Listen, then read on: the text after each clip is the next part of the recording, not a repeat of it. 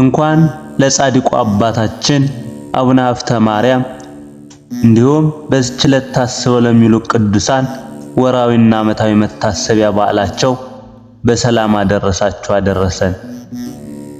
የተወደዳችሁ የክርስቶስ ቤተሰቦች፣ የእናታችን የቅድስት ድንግል ማርያም ወዳጆች፣ ከዚህ በመቀጠል በጥቅምት ወር የሚነበበውን የጻድቁ አባታችን የአቡነ ሀብተ ማርያም ገድል እናሰማለን። አብን በልብ ወልድን በቃል መንፈስ ቅዱስን በእስትንፋስ መስለን ምንም ላጠየቆታ አካል ሶስት ብንል በባሕሪ በሕልውና አንድ አምላክ ብለን አምነን በዕለተ ረቡዕ የሚነበብ የአቡነ ሀብተ ማርያም ገድል እንጀምራለን። ልመናው ክብሩ በእኛ ላይ ይደርብንና ከዕለታት በአንድ ዕለት አቡነ ሀብተ ማርያም ከአንድ ሰው ጋር ጽኑ ደዌ ታመው በአንድ ቤት ሁለቱም ተኝተው ሳሉ አንዱ በአንዱ ወገን አንዱ በአንዱ ወገን ተኝተው እየተያዩ ሲጨነቁ ከደዌያቸው ጽናት የተነሳ ከመጠን በላይ የውሃ ጥም ጠናባቸው። አብሮ የታመመው ሰውዬ ረዱን በውሃ ጥም ስሞት አታይምን? ነፍሴ ከሥጋዬ ሳትለይ እጠጣ ዘንድ ለምን ውሃ ሰጠኝም አለው። ተላላኪው ውሃውን አምጥቶ ቢሰጠው ያ ሰው ሰውነቱ እስከሚረካ ጠጥቶ ነፍሱን ከሞት አዳነው።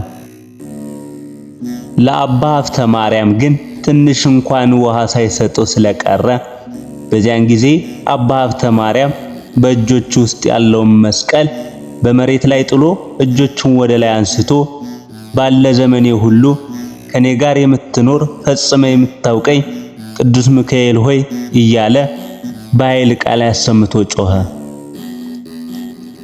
አንተ የሕሙማን ወዳጅ አይደለ የጤነኞች ወዳጅ ነህ። አጣን በተላ በደስታ ሳሉ ከአጣን ጋር የማይረባ የማይጠቅምን ፍቅር ይፋቀራሉ። ጸዋቶ መከራና ጭንቅ ነገር ባገኛቸው ጊዜ ግን የቀደመውን ፍቅራቸውን ይተዋሉ። አንተ ግን እውነተኞች ጻድቃን እስኪገቡበት ድረስ መንግሥተ ሰማያትን የምትከፍት እውነተኛ መልአክ ነህና ወዳጅ የእግዚአብሔር ባለሟል ቅዱስ ሚካኤል ሆይ ረዳት የሌለው እንዳልሆን በጽኑ ውሃ ጥም ሳለሁ ቸል አትበለኝ ብሎ ጮኸ። ያን ጊዜ ቅዱስ ሚካኤል እየመራቸው ሰባቱ ሊቃነ መላእክት ወደ እርሱ መጡ። 24ቱ ካህናተ ሰማይና በእልፍ የሚቆጠሩ ክቡራን መላእክት መጥተው በሚተኛበት አልጋ ዙሪያ ከበው ቆሙ። ቅዱስ ሚካኤልም የእግዚአብሔር ወዳጅ የምትሆን ሀብተ ማርያም ሆይ ሰላም ላንተ ይሁን፣ የእናቱን ጡት እንዳስተውት ብላቴና ለምን ትጮሃለህ አለው። አሁንም የጌታችን ኢየሱስ ክርስቶስ መልእክተኞች በሚሆኑ በጴጥሮስና በጳውሎስ እጅ የጌታችን የኢየሱስ ክርስቶስ ሥጋውን ደሙን ተቀበላለው። ከዚህ በኋላ ቅዱስ ሚካኤል እንዳዘዘው የጌታችን የኢየሱስ ክርስቶስን ሥጋውንና ደሙን ተቀበለ። ሥጋውን ደሙን ከተቀበለ በኋላ የፍቅር ሰላምታ ሰጥተውት በፍጹም ክብር ወደ ሰማያት አረጉ። አባ ሀብተ ማርያምም በተኛበት ቤት መዓዛው ልብን የሚማርክ ሽቱን ተመላ። የመዓዛውን ብዛት የመዋቲ አንደበት ሊናገረው የማይችል ሽቱን ተመላ። ያን ጊዜ አቡነ ሀብተ ማርያም በሐዋርያት በጴጥሮስና በጳውሎስ እጅ በተቀበለ ሥጋውና ደሙ ምክንያት ድኖ ከእንቅልፉ እንደነቃ ጎልማሳ ፈጥኖ ተነሳ። ከዚያች ቀን አንስቶ የ24ቱ ካህናተ ሰማይ የአራቱን ኪሩቤል የሰባቱን ሊቃነ መላእክት በዓል ማክበር ጀመረ። የሰማዕታት አለቃ የሚሆን የቅዱስ ጊዮርጊስን፣ የዲያቆናት አለቃ የሚሆን የእስጢፋኖስን፣ የ12ቱን ሐዋርያትና የዮሐንስ መጥምቅን በዓል ጨምሮ አከበረ። በእርሱ ትምህርት ጸንተው በዙሪያ ያሉትን ሕዝብ ቤተክርስቲያንን እየሳሙ በትጋት በዓላቱን እንዲያከብሩ አዘዛቸው። ለነፍሳችሁም ለሥጋችሁም ጥቅም ታገኛላችሁና የታሰሩትን በመጎብኘት የታመሙትን በመጠየቅ ያዘኑትን በማረጋጋት የታረዙትን በማልበስ የተጠሙትንና የተራቡትን በማብላት በማጠጣት በዓላቸውን አክብሩ እያለ አዘዘ። ይልቁንም የጰራቅሊጦስን በዓል በወር በወሩ በ5 ቀን አምላክን የወለደች የድንግል ማርያምን 33ቱን በዓላት ያከብሩ ዘንድ አዘዘ። እርሱም የሚቸግራቸውን ፈቃዳቸውን እየረዳቸው ኖረ። ከእርሱ ጋር የሚኖር ቅዱስ ሚካኤል ለገሌ ቆብህን ስጠው፣ ለገሌ ልብስህን ስጠው እያለ እያዘዘው ነው እንጂ እርሱ ብቻ በየጊዜው አስቦ በጎ ነገርን የሚያደርግላቸው አልነበረም። ድሃውም ከደጅ ቆሞ በጮኸ ጊዜ ከመስጠት መንሳት ይገባል፣ ለምን እግዚአብሔርን ቸል ትለዋለህ ብሎ ቅዱስ ሚካኤል ይቆጣው ነበር። ቢኖርህ ስጥ፣ ባይኖርህ ዘንድ እንደሰጠ ይቆጠርልሃልና ዝም ማለት የማይገባ ስለሆነ ተነስተ ያለህን ያህል ለአንዱ ስጥ። ዳግመኛም ብራብ አላበላችሁኝም ያለውንና በወንጌል ስጡ ይሰጣችኋል ያለውን ቃል አስብ ይለው ነበር። ስለዚህ ቸል አትበል ስላለው እርሱም ተነስቶ ለልጆቹ ጦምን ውሎ ምግቡን ራቁቱን ሆኖ ልብሱን እንዳዘዘው ሁሉ ይሰጣቸው ነበር። ጌታ ጌትነቱን በምትናገርበት ወንጌል በመብል በመጠጥ ልቦናችሁን አታወፍሩ እወቁ ያለውን አልሰማችሁምን? ያለ መጠን መብላት መጠጣት ምን ይጠቅማችኋል ብሎ እውነት ነገርን እየመከረ ያለ ፈቃዳቸው ከእህል ከውሃ የሚያጾማቸው ጊዜ ነበር።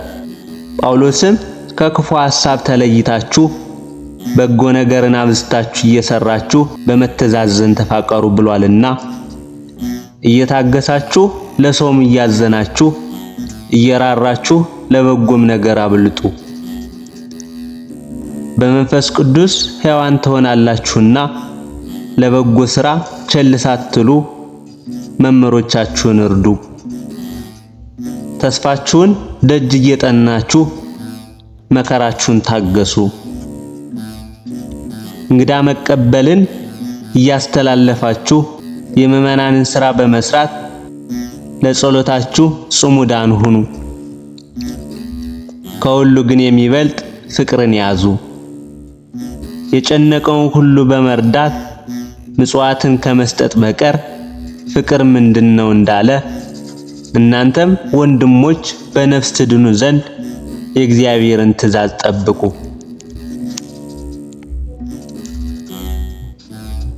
በመጽሐፍ መጀመሪያ የነገርናችሁን የእናቱን ነገር ለመናገር እንመለስ።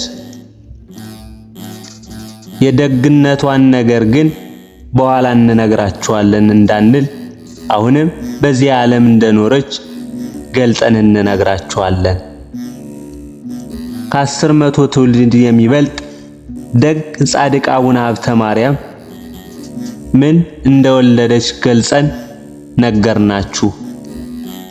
አሁን ደግሞ የኑሮዋን ታሪክ እንነግራችኋለን። ባሏ ከሞተ በኋላ ለራሷ ምንም ሳታስቀር ገንዘቧን እናት አባት ለሞቱባቸው ለባልቴቶች ለጦም አዳሪዎችና ሰውነቷን በምታደክም ገንዘብ በጎ ገድልን መጋደል ጀመረች። እንዲህ ባለ ገድል ሳለች ከሰማይ እንዲህ የሚል ቃል ሰማች። እንደ አንቺም ላሉ ምእመናን ወደዚህ ዓለም መጣው።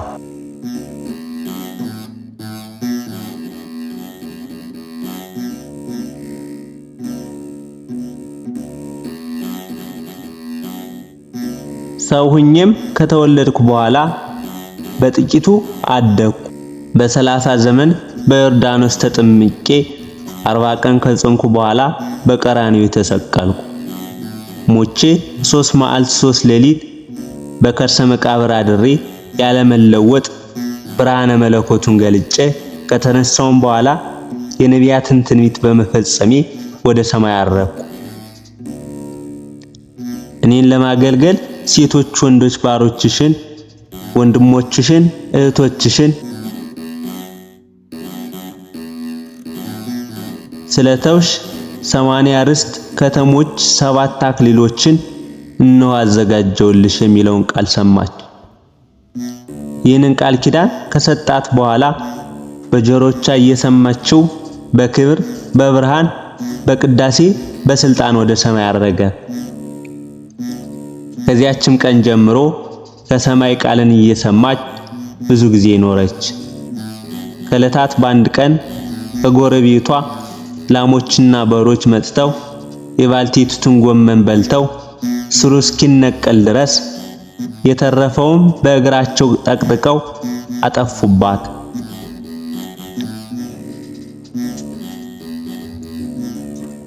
ያቺ የጎመን ባልቴት አይታ ያለዚያ የሚበላው ሌላ ገንዘብ የለኝም ምን ላድርግ በማለት ቃሏን ከፍ አድርጋ በኃይል ቃል አሰምታ ጮኸች።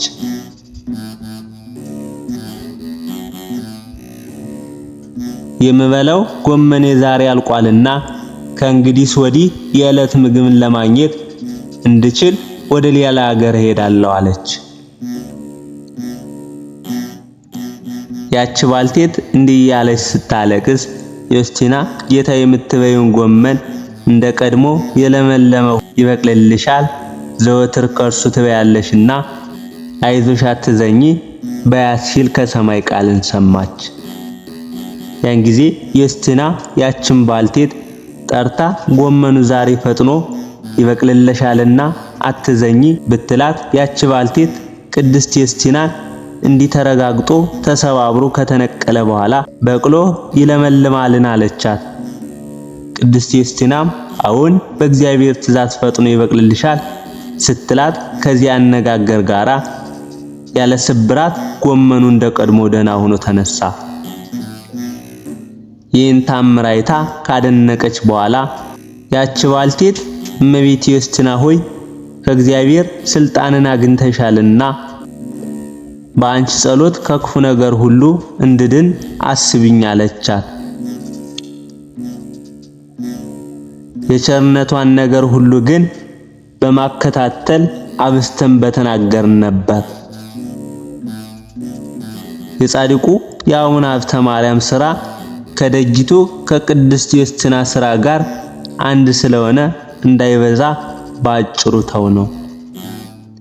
ቅድስት ዮስቲናም ደጋጎች ሥራን ሰርታ ከፈጸመች በኋላ በፍቅር አንድነት